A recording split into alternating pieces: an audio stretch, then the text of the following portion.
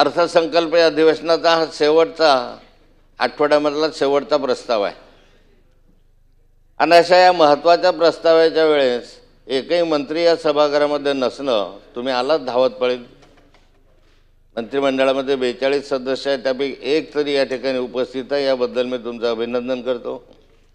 सरकार किती संवेदनशील आहे याचाही अनुभव या निमित्तानं आम्ही घेतो।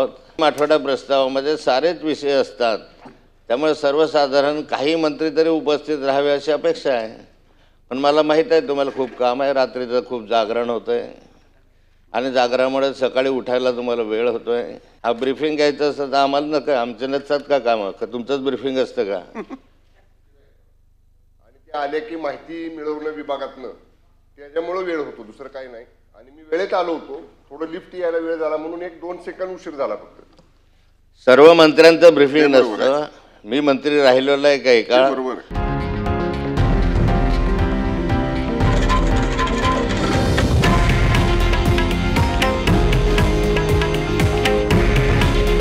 हे आहे देशातील नंबर 1 न्यूज नेटवर्क आणि आपण पाहत आहात TV9 मराठी। काळजी तुमची, हित महाराष्ट्राचं।